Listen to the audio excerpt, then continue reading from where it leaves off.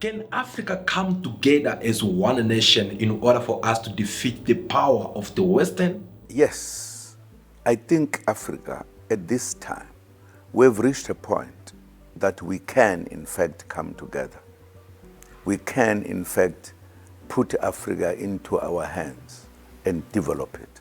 I think the debate is changing, and it is a matter of time that Africa, one of these days, is going to be different. Who are problematic? I think Western countries are. We are still arguing what we are arguing about here because of the Western countries. Why can't they go and sit where they are? If they want to buy something here, we sell it to them. Why should they take our stuff, have it, sell it to us, do everything? Why? It is too late. They should have done a long time ago. Because it is wrong. Why are the forces of a French country are stationed in Africa, in the country of somebody else? Why? It's because they think they're our fathers. And I think that time has come. We cannot longer wait for that. That is part of the problem we have. Part of the problem we have. Why should a country threaten countries in Africa as if he's talking to the small boys? You can't do this, I'm going to do X, Y, Z. Don't you see something wrong there? Why? Because a country should do what it wants to do. Why can't we have peace that people who live in their own, they must be allowed to live wherever they are? If they've got resources, they must sell their resources to enrich their countries. Why should be some little small countries being more powerful and everything against other people in other countries? From slavery to being colonized. Colonization, what it meant?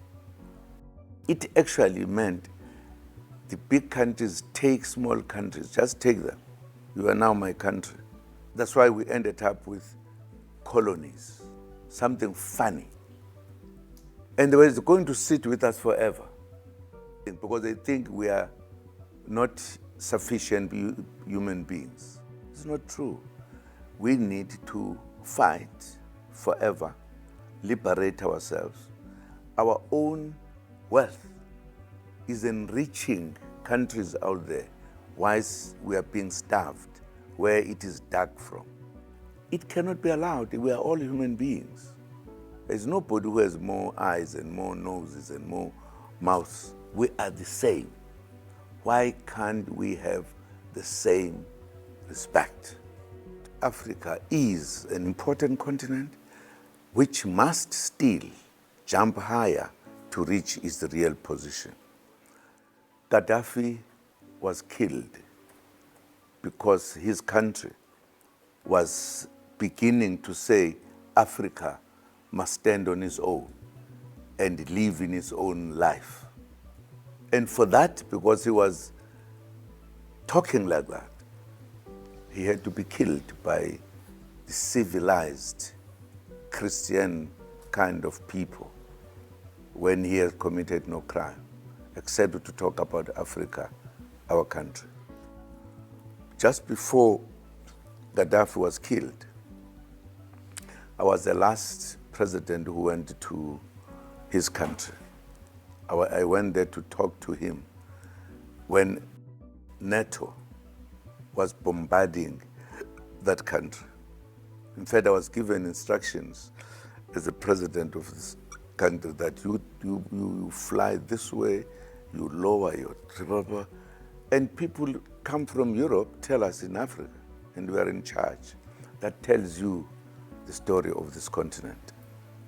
At the end, he was killed because he was very clear about Africa. And the Western countries did not want it, and they killed him. That's a reality we have. What can Africans do in order for them to become a united nation of Africa? What can Africa do in order for them to be united as one nation? What can Africa do in order for us to have one army, one currency, and one passport which can allow us to circulate all over around Africa continent in order for us to develop our economy, in order for us to develop our beautiful continent which called Africa? Well, former President of Republic of South Africa, President Jacob Zuma, had given a very powerful interview where he get to talk about global matters, especially what is happening in Africa continent. You get to discuss about what is happened in Sahel regions with the 3 military leaders who have revolted the whole entire Sahel regions by start kicking out the Westerns with their military base. Jacob Zuma salutes what Ibrahim Traoré is doing so far in order for the people of Africa to be aware that Africa needs to be united. Jacob Zuma, he called Africans to listen to this message and be united in order for us to stand together and defeat our former colonial. He said a lot, but I don't want to say much. I want you to first to pay attention to what Jacob Zuma have to say in his interview. Then I'll be back with more analysis before I get to give you my thoughts. I think ever since France came to colonize Africa, it has never made it better. If I talk about France, where this statement comes from. When France was decolonizing, they decided to leave the army, a powerful army, in any place that they were, in order to suppress them if they did anything. That was not thing for us to say, thank you, because they did not do what they were supposed to do. They decided that the resources, money, will be determined in France on behalf of the Africans who were freed here. I don't know what France thinks about it. We should have said, thank you very much to take our money and use it there and have the soldiers. This is what has led to the recent coups. So it's a wrong statement. I don't agree with it because it has not helped us. The thing that says we are helping you or whatever, not helping us, does not agree that we are free, we do what we want. People who have just conducted coup d'etats recently, because they say we can't have our money in France. We can't have the soldiers from France here when we have got our own. That in itself tells you the man is just talking. He does not know how black people have suffered from white people, particularly the French. So I don't even want to debate that one because it would take me to debate things that are too far. I'm busy dealing with the situation here, with the British in particular. But I just want to stay a little bit with regards to France. Chad, I'm sure you agree with the statement that they've said, claiming that Macron is insulting the intelligence of African countries by insinuating that they are ungrateful. I'm sure you agree with that statement. Of course, yes. I'm agreeing. I did not want to get into the details. I just wanted to say that fellow is wrong. We have suffered since they colonized us up to this day. That's what I was saying. In other words, I was answering the question that it is part of what whites think about us. I'm sure you also agree with Senegal and Ivory Coast's decision to withdraw the troops, French troops in their regions. I'm Absolutely, sure you do. I agree totally. In fact, it is too late. They should have done a long time ago because it is wrong. Why are the forces of a French country are stationed in Africa, in the country of somebody else? Why? It's because they think they are our fathers. And I think that time has come. We cannot longer wait for that. So you're saying Africa should be seen as a powerful continent that can call the shots for themselves? It is a powerful continent, only disturbed by the colonizers who are still colonizing us in a modern way they think we cannot see. For an example, we stay in Africa. Africa has lost a lot of its resources taken by people from Europe, and they still take them today. It's as if God said, you live in your area, but you go to Africa to take what you want. There are companies, huge companies from outside of Africa who own the resources under the earth. It doesn't belong to them. Resources that are in Africa. Exactly. And they never bought it. But they are taking it every day. Africa is worse. That's why they take everything they want from Africa. Why can't we have peace that people who live in their own, they must be allowed to live wherever they are? If they've got resources, they must sell their resources to enrich their countries. Why should be some little small countries being more powerful and everything against other people in other countries? Why is the situation of peace that we talk about and ending war that we talk about, why can't it exist? Why can't we not succeed to stop the wars and everything? Who are problematic? I think Western countries are. We are still arguing what we are arguing about here because of the Western countries. Why can't they go and sit where they are? If they want to buy something here, we sell it to them. Why should they take our stuff, have it, sell it to us, do everything? Why? Was this law made by God? No. Man-made. Why? Why can't we be allowed to live where we are in the manner in which we want? If you want to have relations with them, have relations. Why should these relations be imposed to other people? Speaking about Mr. Donald Trump, he has recently made threats against Brics members or Brics heads, I should say, and particularly South Africa, threatening them to impose tariff hikes if they continue their relations with countries like Russia and China. When you hear such threats from the West on Africa and how it conducts its business and how, like you say, deals with its resources with other countries, what do you think when you hear those threats? That is part of the problem we have. Part of the problem we have. Why should a country threaten countries in Africa as if it's talking to the small boys? You can't do this, I'm going to do X, Y, Z. Don't you see something wrong there? Why? Because a country should do what it wants to do. Whoever says so, that is a problem I have been talking about all the time. Because you have a country with its own resources and everything, which says these countries are my little ones. You can do this with somebody else, we are going to be in trouble. Why?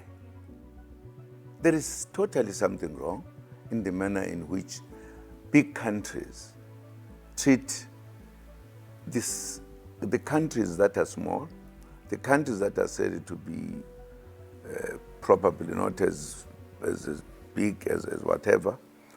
Why should that happen? Why should a person threaten you when you take your own decisions to have relations with some people? Then you must be taken into some problems. Why should that be the case? I don't think we need that. This is what we are saying as Africans.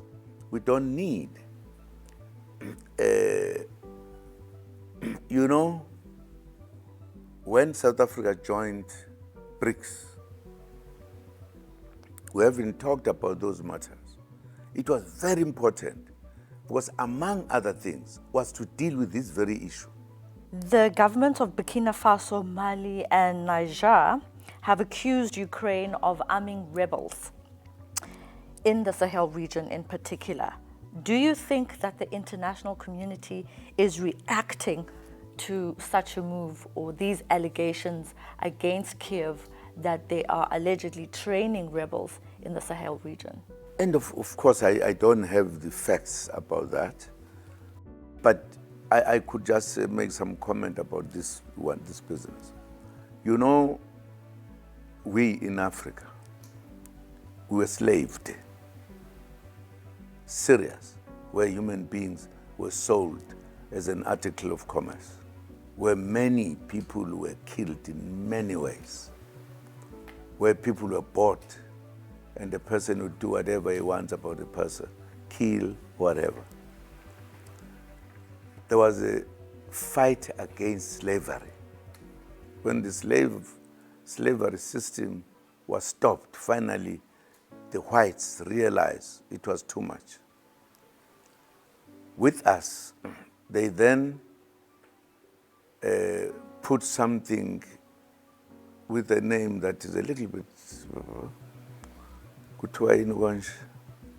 we remember, colonization. I don't know what it means. We're colonized. From slavery to colonize, to being colonized. Colonization, what it meant? It actually meant the big countries take small countries, just take them. You are now my country. That's why we ended up with colonies, something funny. And they were going to sit with us forever. We are in English, but we are in English also in South Africa, and it's whatever around it. We then decided to start fighting for our liberation, which we did. In other countries, they did not want, like in South Africa, they didn't. They thought they were here to stay, blah, blah, blah. Where that ended to? Ended in a situation where we went to ask the Western countries to help us fight our oppressors here. They actually said it to us, to the ANC in particular. We are not going to train you to go back and kill our cousins and our people, whites. And therefore, sorry. That's what led to us going to the socialist countries who were ready to help us. And it was the help from the socialist countries that made us to be at least recognized that we could have guns and shoot and defeat, and we liberated ourselves. In some cases, when they realized this is what we're doing, you know what they did? No, we can't govern. We don't know how to govern. So we're going to give you what we call self-government to test you whether you can run a country. And by then, they were entrenching their own methods of keeping us under them. Like as we were asking the question at the beginning about the French. In fact, French went further, as I said, because they kept the money there, everything, because they think we are not sufficient human beings. I'm saying this because we face a very one-sided world. Those who are white in color have everything. Those who are not white, they must suffer. That is the problem we are faced with. That's a problem. And therefore you hear big people here talking about telling you every other thing, as if they molded us to become what we are, and therefore we belong to them. It's not true. We need to fight forever, liberate ourselves. Our own wealth is enriching countries out there whilst we are being starved, where it is dug from. It's not an innocent thing that when we all are human beings. You happen to be at a corner where you have everything. You must then be a target.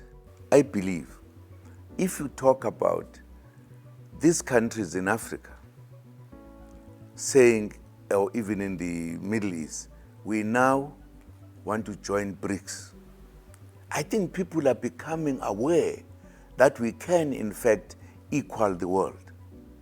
And we can only do so if we are able to see the truth to what is being done. We can't be made like almost semi-human beings when others are full human beings.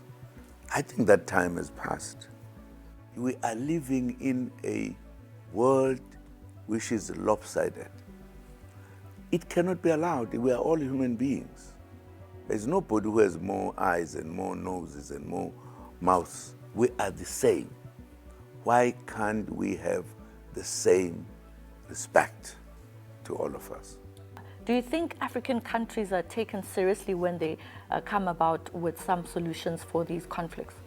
Well, I don't know whether I need to talk about that kind of thing, because what I've said is a broader behavior of the world.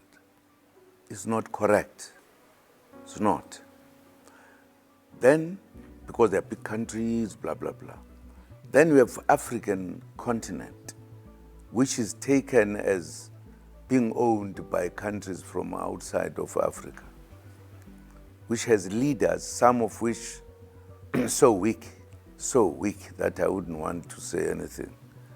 Even if they go, it's just a visit. Because we are talking about people I haven't heard really dealing with the serious issues of the continent or the world. If people are still avoiding discussing the truth about what needs to be done, and then go there just to go, because I believe that if there was an issue, we wanted to go there, we must go there honestly, and we must be able to say the wrong is wrong. Do you think that African countries are taken seriously when it comes to their input in resolutions for conflicts? I think to some degree at times they are. Again, it will depend what are the conflicts. Well, there are conflicts that big countries believe it is only them who must say something. Other people, yes, unless they are under pressure. So some are taken, but not the majority of them. And it's a pity, because, as I believe, Africa is an important continent which must still jump higher to reach its real position. Because Africa has many, many things that other countries outside of Africa need. That's the reason why they were able to risk the seas to come to Africa, because they got to know that Africa has everything. But it was precisely because of that Africans were put into a place where they should not be taken very serious. Because if you have been colonized and you are still indirectly colonized, you are still a weaker factor. So that goes together with your input that you make. Is it taken serious? Because if they feel, for an example, no, we don't want this, they will do so. If they want to come and attack you, they will kill and attack you.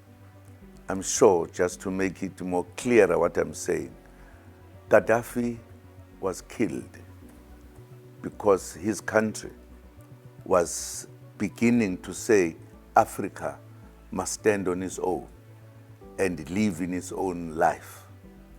And for that, because he was talking like that, he had to be killed by the civilized Christian kind of people when he had committed no crime. except to talk about Africa, our country. Do you think Africa has what it takes to be independent then? You spoke about slavery, colonization, and still being indirectly colonized through the systems and what is actually happening in the African continent. Do you think Africa can stand on its own and stand up against big bullies, as some have put it, against countries like America that can make threats, against countries like Europe that have come in to use some of our resources? As I said, it depends what type of an issue or of a situation we're talking about. Economically. Whether economically or otherwise. Once the Western countries feel these ones now are becoming too big for their size, they will come in.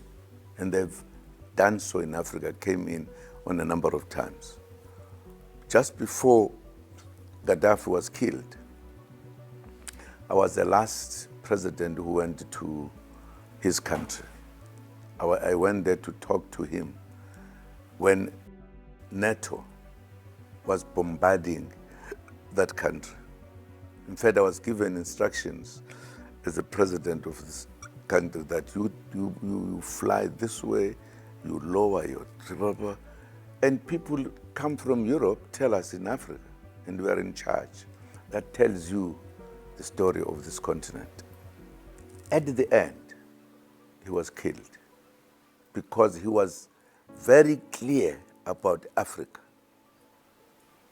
And the Western countries did not want it, and they killed him. That's a reality we have. You were recently in Ghana, and there are many developments that are happening in the African continent. Look at what's happening in Mozambique, for example. You speak of Gaddafi, who you say was killed because of his view about Africa and wanting it to stand on its own. With your political experience, Mr. Zuma, and given the fact that you now have this MK party, which is the third biggest political party in South Africa, do you think Africa would be able to come together and stand together? We've seen what is happening in the Sahel region, for example. Yes, I think Africa, at this time, we've reached a point that we can, in fact, come together.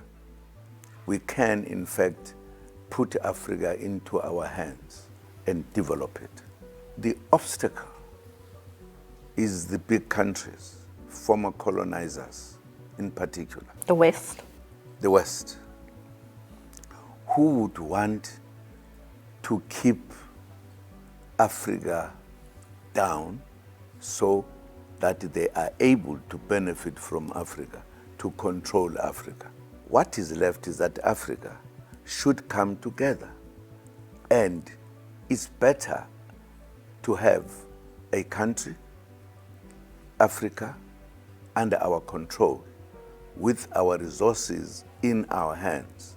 You cannot, if you look at the history of Africa, try to argue that Africa is good, blah, blah, blah, when you have countries that are still calling themselves mother body countries.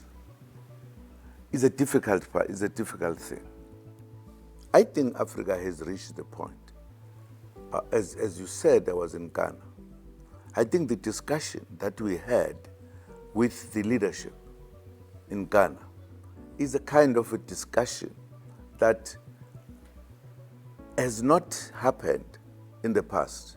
The manner in which we see Africa, how we want Africa to be under its control, how Africa must benefit from the riches of the continent. I think the debate is changing, and it is a matter of time that Africa, one of these days, is going to be different. Let me just make the point here. When the former colonizing countries were faced with the issue of how to control Africa, they then concocted what was called coup d'etats, wherein they will plan, once in their countries, how to remove the leaders in Africa so that they put their own puppets. It took a long time. As a result, what is called a coup d'etat was hated, because how to take such good leaders like Kwame Nkrumah, and there are many others. But it was initiated by the colonizers. They will buy people so that people are able to kill their brothers for their own interests. You know what has happened now? There are few coup d'etats that have just happened. As a result of that kind of coup d'etats that happened, people today don't see the difference between those coup d'etats and these ones. But the coup d'etats that have taken place now are saying to France, enough is enough. Take your Troops. Your troops, our money must be here. If we were not misled, we would not be saying we cannot take these people as ours because it's a coup d'etat. It's just a name. They don't understand. These young people are saying enough is enough. That tells you where Africa is going. We are saying let that belongs to Africa to come and remain in Africa. And it's correct. What has been done is absolutely correct.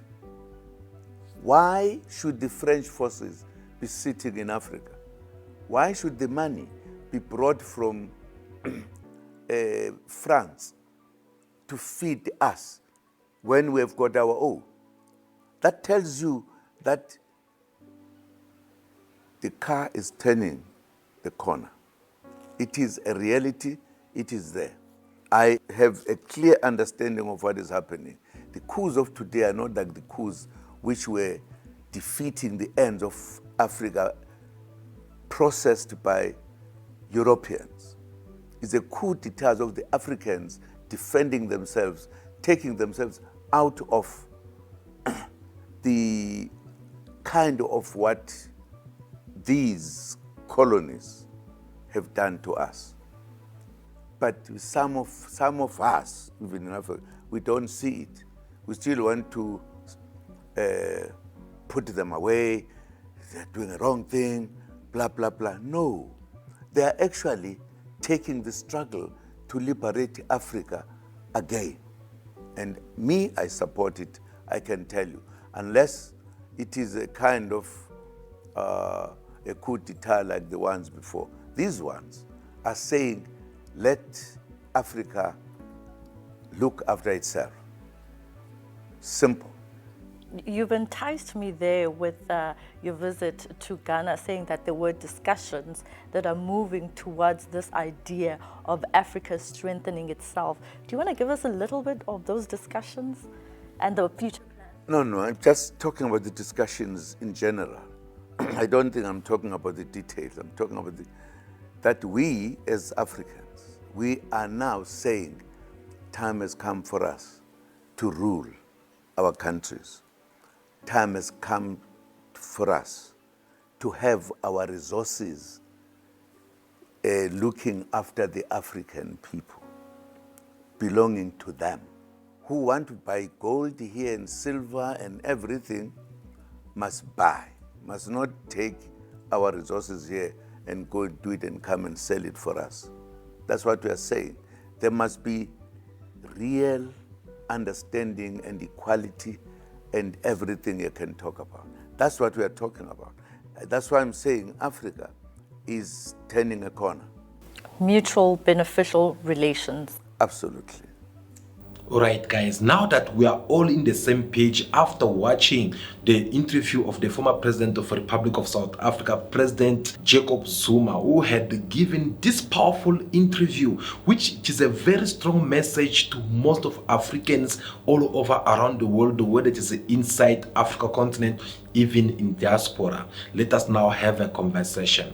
Jacob Zuma, he first started talking about what the president of France, Emmanuel Macron, have said against the African nations? Well, we have said it before on how Emmanuel Macron had insulted and said bad words against African countries for the fact that they have kicked France out. Emmanuel Macron was very clear in his words when he said that African countries or African leaders are so ungrateful. I think we forgot to say thank you. It does not matter. It will come with time. Ungratefulness, I am well placed to know it. It is a non-transmissible disease to man. And I say this for all African governors who did not have the courage, vis their public opinions, to wear it. None of them would be with a sovereign country today if the French army had not deployed in this region. So Jacob Zuma, who had also to give his point of view on this part, and he was very clear when he had to remind Emmanuel Macron that if there is any country between Africans and France that is ungrateful, that should be France. He even have to elaborate more by saying that France have not done nothing to Africans. Instead, what France have done to Africans so far for all these years is to make Africans suffer even more. It is to continue looting from African minerals. It's to continue controlling African economy. That's what France have done to African countries. France have not done nothing. This is something which almost everyone reproached Emmanuel Macron on his words that he said against African nations. Because Emmanuel Macron, when he was saying all these things, he perhaps thought that these words won't have impact on Africans. Perhaps he thought that these words, Africans, they will take it lightly. He forgot maybe that Africans, they are not aware of the history of what France have done in Africa or of what Africans have done in France. Through these same words of Emmanuel Macron, it is what end up motivating Ibrahim Traoré to come even more harsh on Emmanuel Macron by telling him that this is a lesson that Emmanuel Macron has given to the leaders of African states to catch up and to be able to really fight against imperialism. In addition to that, he also insulted all Africans in his words. There is a part that caught my attention where he spoke of ingratitude. And that ingratitude is a disease that is not transmissible to humans. He is human. Our ingratitude is not transmissible to him. This is how this gentleman sees Africa, sees Africans. We are not humans in his eyes. Maybe he is the one who is not human. He does not put himself in the class of humans. But if he has good ingratitude, it is him. I think that if he is not an atheist and he prays every morning when he wakes up and prays, he should also pray for Africans, because it is thanks to our ancestors that there is today a France. He should pray for us. In his eyes, we should not be humans. We are more than humans. These are very strong messages that he sends. I cry for the French people, but still he is good for Africa. He is a necessary evil for us. Those who want to wake up, wake up. France, it has nothing good that they have done to Africans. And instead, France and French people, they should be the one praying to Africans. After praying to God, they should be worshiping Africans, because France, it is what it is today. All because of Africa continent. There is no doubt about that. Prof.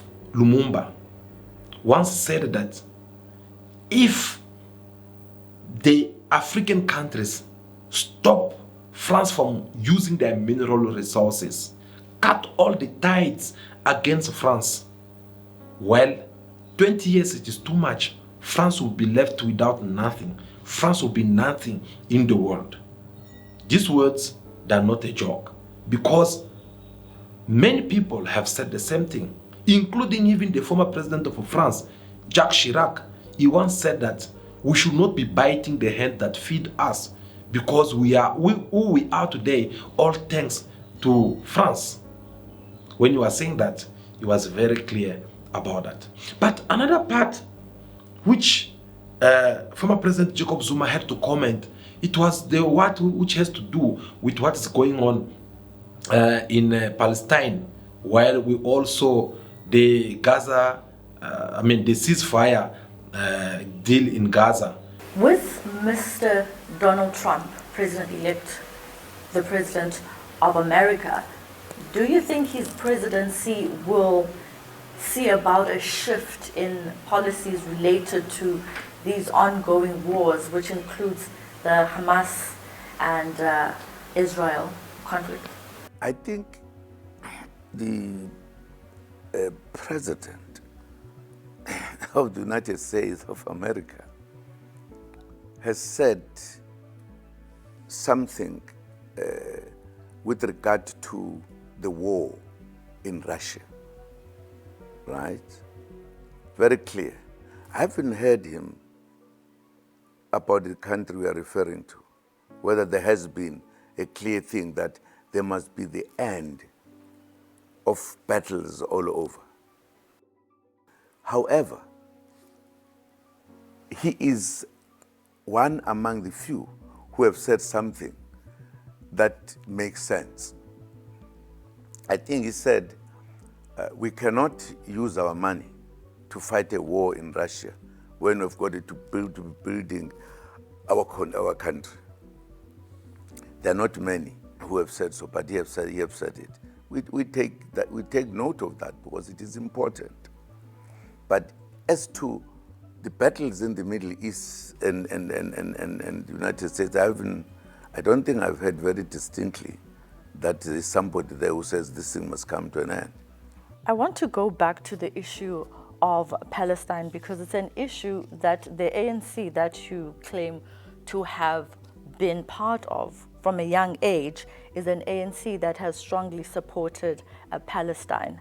Now, when you look at the recent developments now in relation to the ceasefire agreement, do you think it's going to last? Given the fact that obviously South Africa has been a supporter of Gaza, do you think that this particular ceasefire agreement will hold? I hope it should hold. But for me, it's a one-sided one. The manner in which it has been done, not like the first or the last. Many times it has happened in the Middle East.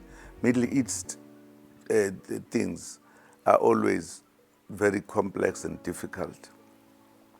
If we were to have equal understanding of how we should live among one another, there wouldn't be wars like that in what you call.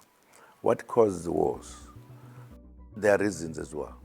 Part of the reason Africa is suppressed up to now is because of its wealth it has. And I'm sure in the Middle East, maybe they also have something. Are you sure they do? Don't you know? Are you suggesting? They've got oil, Yeah. a lot of oil there. And that's why there are issues. The issues are provoked by the fact that others want to take from others what belongs to them. And they utilize their power to do so. It is unfortunate.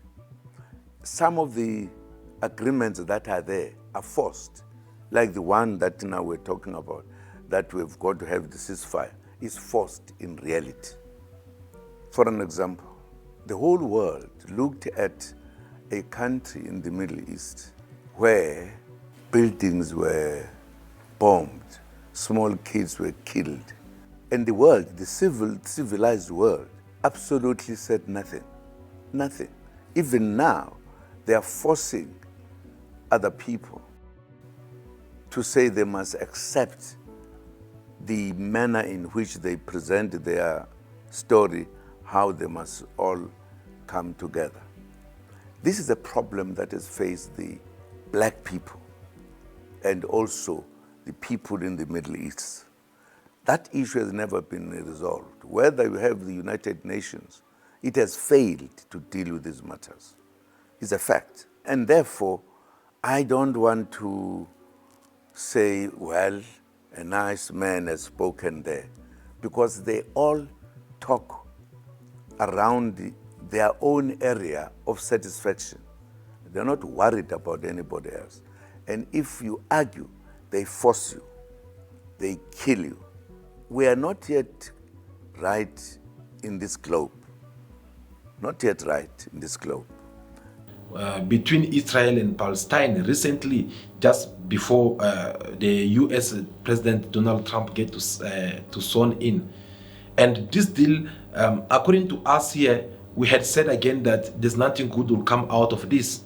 Thanks God, Jacob Zuma came also and confirmed the same thing about this so-called deal, that there's nothing good will come out of it, because you can just tell the intention. Whenever these people that are coming with their deals and try to talk to people about this deal, there's not anyone who come and try to specify, to come and try to clarify things in the good way, whereby people, they can say that, okay, if one deal is being signed, there is no another nation who will wake up tomorrow to go and attack a so-called another nation.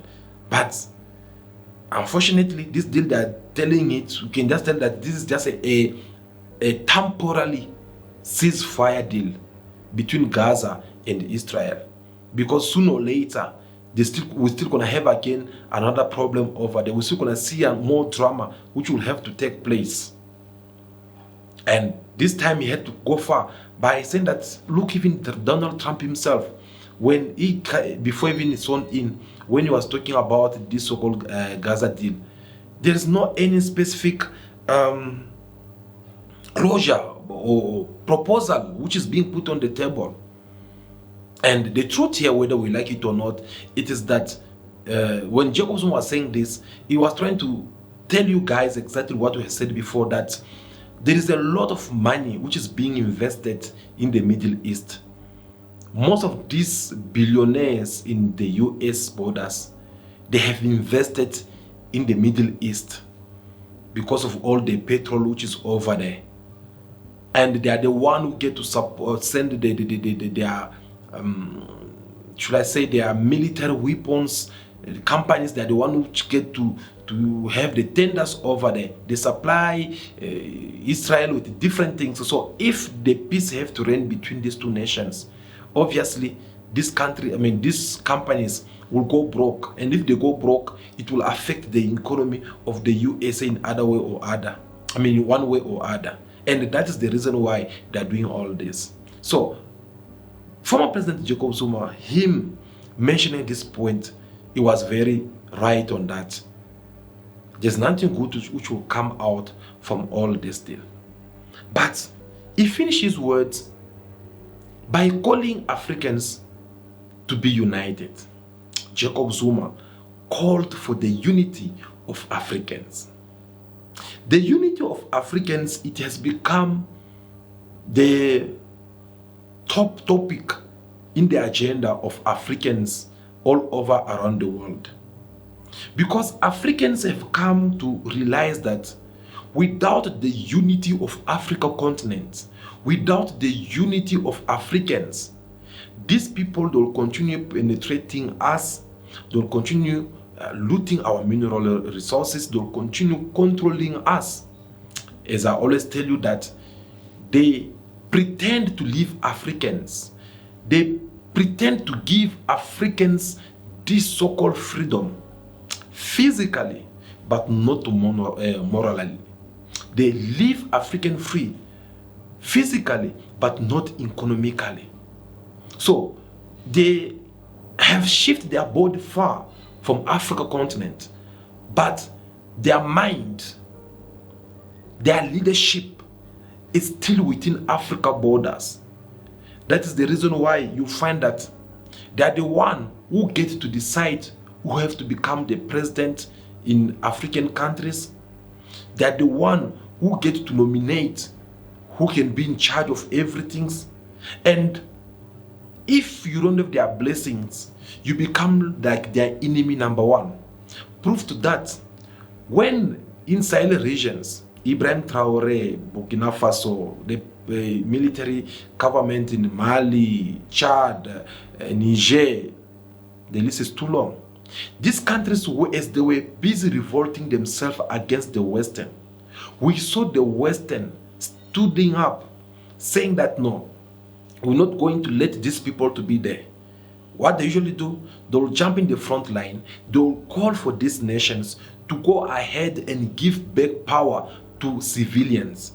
Because they know that through civilians, they'll be able to manipulate their own candidates to take over power. That's why you guys will saw almost all the elections that is taking place in Africa continent, there will always be that one political party which have to come and contest against the results. Like what you are seeing recently, currently I mean to say, in Mozambique. Why? Because the person that people get to vote is not the one who will come and exercise power. Why? Because it will happen that this Western will be the one who have to come with their own candidate. The candidate they know that is gonna be at their service, and they'll impose this candidate against the will of people of these countries, against the will of people of Mozambique. And that is why you guys see there's a lot of prostate all over in each and every elections that takes place in Africa continent. They've been doing this for so many years because they have left Africa physically, but they're still controlling Africa even from far, because they know that them imposing their puppet president as the head of the state, they'll be able to have each and every tenders as they wish. They'll be able to be there to control each and every contract. That's what they've been doing all these years. Now, Africans, they have now come to realize this kind of game. That no, these people are taking advantage of us because we don't speak one language, because we are not united, because we don't love one another, because we don't support each other. And through this division that we are having among ourselves, it is what drives them. It is what makes them become stronger to defeat us. It is what made them to keep on controlling our own mineral resource that's supposed to be benefiting us and developing our countries. Yet, it does not do nothing. Look in Sahel. They are among in the position of the world, the most poorest countries. Sahel regions, there are 183 positions. Most of countries that are so poor. Out of 188 countries around the world. You can see the difference. Now look the kind of mineral resource that comes from this part of Africa. Look at this mineral, what it does to the Western country. Niger, they have uranium. Do you know what uranium does? Or do you have any idea on what uranium plays as a role in the world, especially in the nuclear facilities? This semi-nucleus, it is what helped France to home up their schools, their home during the winter time. It plays a very big role in the Western countries. Yet, people of Niger, they are suffering. They are having so many unemployment because these minerals, someone comes and collects it, go make use of it, and at the end of the day, they give you a pin. It is something which Africans, they have started now opening up their eyes. So when President Jacob Zuma was being asked this question, he was left without no choice than for him to give his thoughts about it, to tell people of Africa that, are you standing with Ibrahim Traoré and these other leaders in Sahel regions who have stood and said no to France and said no to British and America? Or are you in their favor are you in the favor of the Western? So Jacob Zuma is Pan-Africans, as someone who had fought so much during the apartheid regime in exile in order to liberate people of South Africa. He knows very well that as long Africa were not free, which means South Africa, they are not also free. So if South Africans we want to be free, then we need first to help other African countries. We need first to come united. We need first to put our ideas together, put our mind together, put our efforts together in order for us to defeat the former colonial. So Jacob Zuma have to come and confirm that again, saying that we need to be united. Africans should consider this as the rightful time for us to come together as one nation. I love the sound of that, because that is even the purpose why we have this platform. It is for the unity of Africans. It is for us to preach this gospel about the unity of Africans.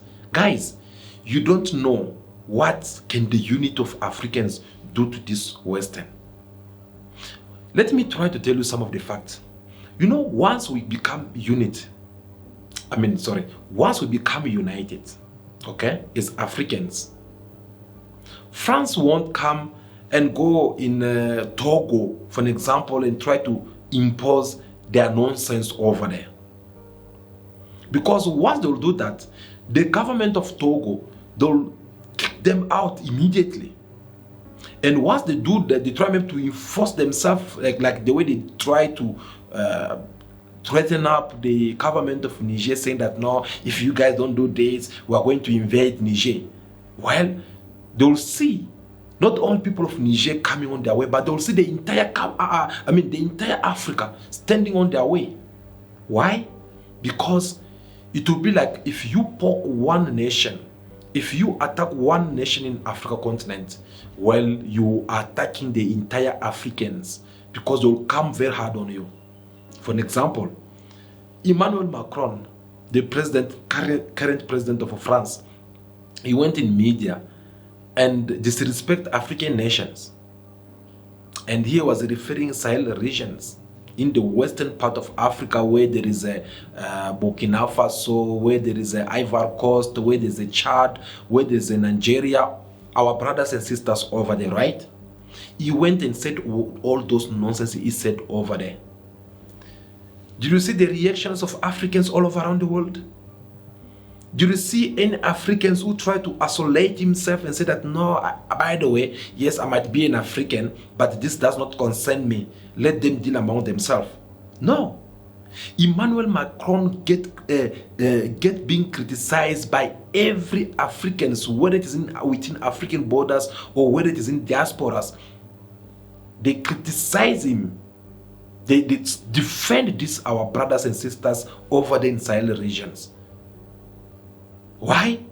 Because you attack one nation of Africans, you must know that you are attacking the entire Africa continent. That is the kind of unity of Africa we're talking about.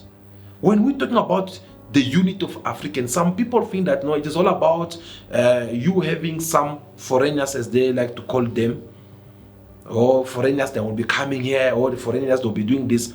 And who says that them they are foreigners and you are not a foreigner? If you consider yourself as the citizen, well, you should consider them also as a citizen, because remember, we are all coming from the same womb. We are all the same children from the same father, and our mother is Africa continent.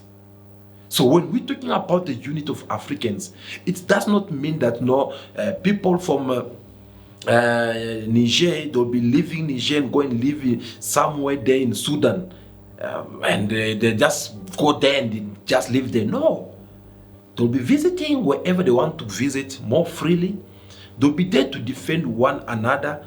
They'll be there to criticize what is wrong. See what our African leaders they've been doing wrong. If we are not united, who's gonna have the courage to criticize this kind of behaviors?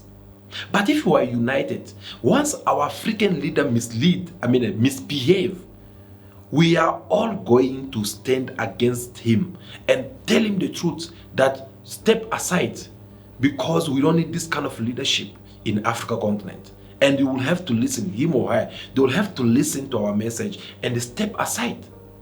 The unit of Africa that we are talking about, it is us, for an example, having one currency, whereby we can say full sec to the US dollar and remain among ourselves, to start trading among ourselves with our own currency. which we have to depend on our own currency. And do you know how powerful African currency to be having impact? Because the US dollar today, they are having this big impact. It's because it is a monetary which is being used all over Africa continent.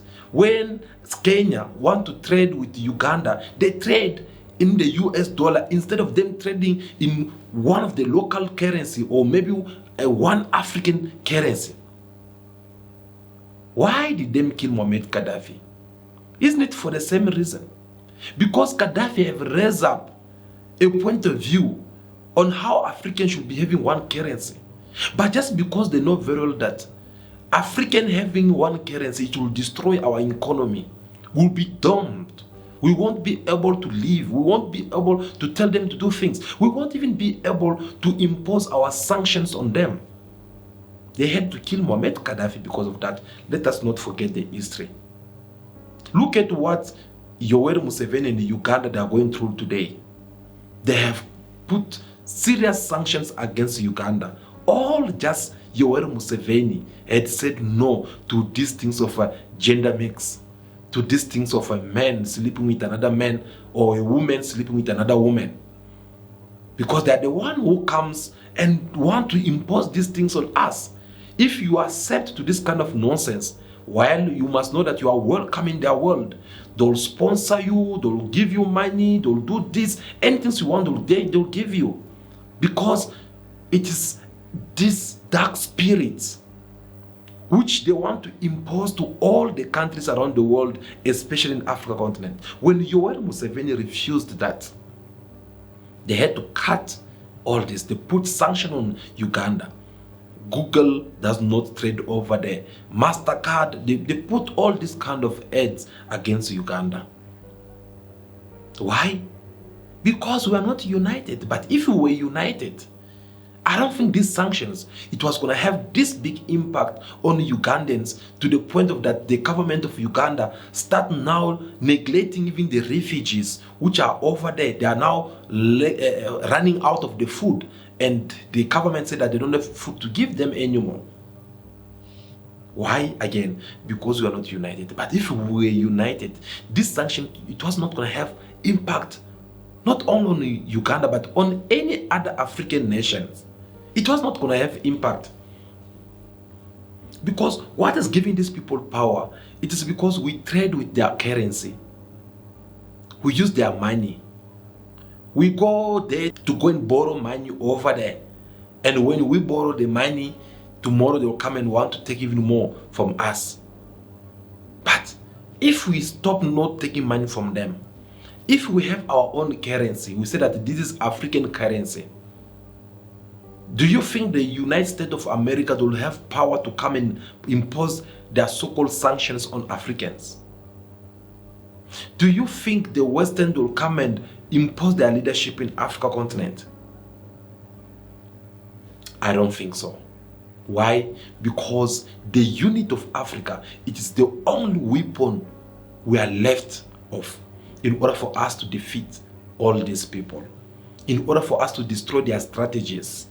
So when President Jacob Zuma spoke about the unity of Africa, me as Pan-Africans, I believe that is something which is supposed to be celebrated, and we salute him for that, because that is the reason why we have created this platform, so that we can preach the gospel about the unity of Africans. It is only that way we'll be able to develop our African continent. It is only that that way we'll be able to create even more jobs and fight against unemployment in Africa continent. It is only that way we'll be able to stop calling each other foreigners. Yes, it is only that way we'll stop to making other African brothers and sisters to travel all over, leaving their countries to come in South Africa or maybe to go somewhere, all because they are looking the green pastures. That is the only way we can try to stop all these kind of things, because the economy is going to be growing up all over. Instead of someone leaving their country to come and live in your country, they'll instead come and do business and go back to their country, continue doing other activities. The day we will understand that, then that is the day we can say that yes, the unity of black people It is very important. Because in order for us to even get to that point, we first need to change our mentality. Our mentality, guys, is what is killing us. Because when we're busy talking about the unity of Africans, some people are outside there, they're insulting us. Some people are outside there, they are looking at Jacob Zuma like, look at this one, what is he talking about? Some people, they are out there calling us names. Forgetting that, no, we need to change that kind of mentality. We need to see the good sides of the unity of Africans. So, the message of Jacob Zuma in this part, it was very important, and that is something which needed to be celebrated. Guys, thank you so much for taking your time to watch this video until now. Jacob Zuma called for the unity of Africans. Jacob Zuma support Ibrahim Traoré. Well, that's what he had to say. But you, when you listen to his message, what do you have to say? So feel free to drop us your comment in the comment section. Tell us also what you think about this. Above all, give us your thumbs up, like this video in your numbers. We'll really do appreciate that. But don't forget to subscribe also to the channel if you have not subscribed to the channel for more videos like this to come, because this is Pan-African platform where we get to discuss matters that are surrounding Africa continent and Africans all over around the world, including diaspora. So we're looking forward to see you again in our next video. I believe that will be all for now. Continue to be yourself, be good, be kind, have respect for everyone in order for you to be respected. May God bless you all. I'll see you again very soon in our next video. Ciao, ciao.